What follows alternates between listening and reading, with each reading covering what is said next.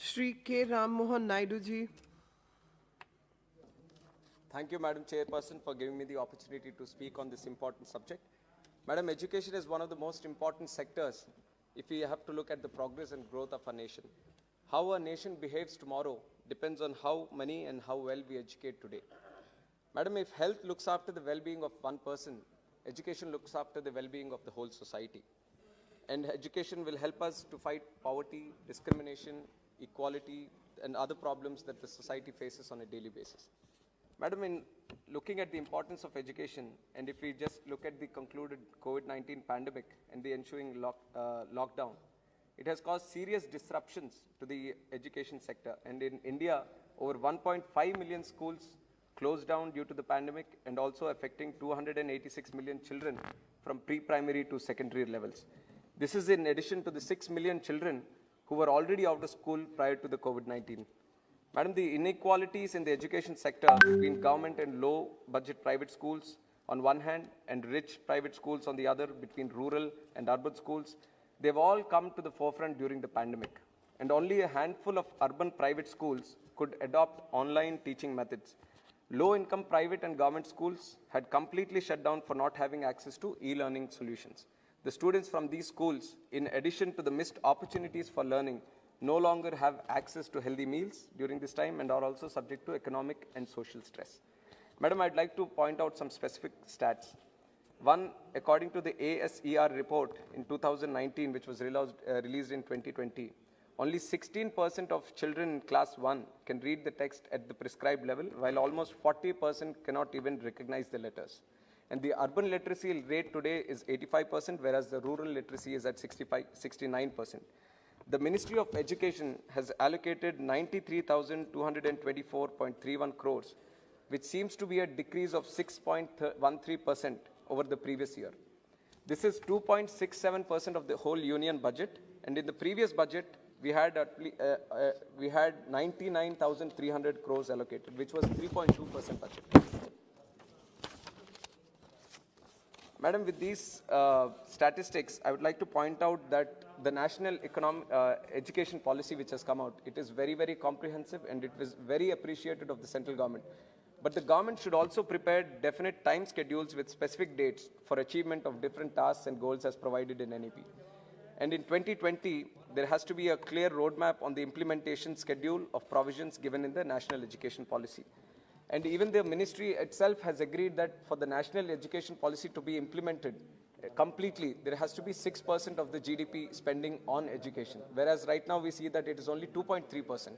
So if we have to take national education policy seriously, I would recommend that from the central government, and also has to take the step so that the states also follow them, that at least minimum spending of 6% is ensured in the spending of the GDP.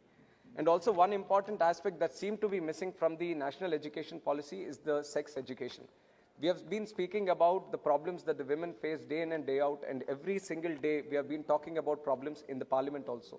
And every time we have been looking at case by case, whenever something horrible happens to women in this country, we kind of get emotional and speak on the issue. But the root cause has to be teaching the children of this nation how to behave, the gender rights, the gender equality, gender sensitization, and sex education in the curriculum itself. And I would have appreciated if the national education policy has a mention of this, but I would definitely like to put it in the notice of the central minister that it will definitely be included, and proper budget is also ensured so that sex education is properly implemented at the right level. Madam, another important problem that we observed during the COVID crisis is regarding the private schools and the teachers who are working in them. Private schools, almost 50% of Indian students study in private schools, madam. We can't ignore that sector, though we see that it's in the private sector. And even the students studying in the private schools have been exponentially increasing over the last 2 years. Due to the shutdown of schools during pandemic, the financial health of low-budget private education institutions has deteriorated, leading to many private teachers being laid off or not being paid salaries. Many moved on to different professions, and it was very, very sad to see what kind of work they were subjected to do during the COVID crisis, and some of them were even pushed to committing suicide also at this point. To avoid this kind of scenario in the future, a separate budget allocation and a scheme is needed to revive the financial condition of low-budget private schools and provide certain protections to private school teachers also, madam, because they are contributing towards this educational sector on a large. And also, coming to the state of Andhra Pradesh, I will have very specific, I'll conclude in 1 minute, very specific recommendations. We are sanctioned AIMS, IIT, NIT, IIM, ISAR, Central University, Petroleum University, Agricultural University, and IIIT under the AP Reorganization Act of 2014. And out of these 9 institutions, only 8 have been started.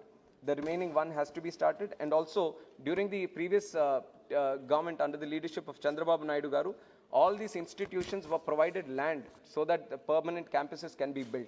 But my request to the Honorable Minister right now is that for operationalizing these institutions, we need approximately 11,000 crores so that the permanent buildings are taking place and all this.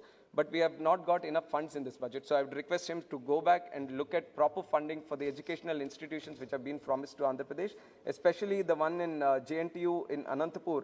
Only 60, allocation was 60, whereas the it's in the revised estimates, it shows as 4.80. Madam, 1 point, madam. And also, I've seen that other MPs have also raised this, which is regarding the Kendriya Vidyalayas. I would definitely support the request that they put in. We need more seats allocation for Kendriya Vidyalayas, and specific to my constituency, I would like to request the central minister to open another Kendriya Vidyalaya in my constituency in Palasa region so that many of the people who are working in central institutions can benefit from this. Thank you very much, madam.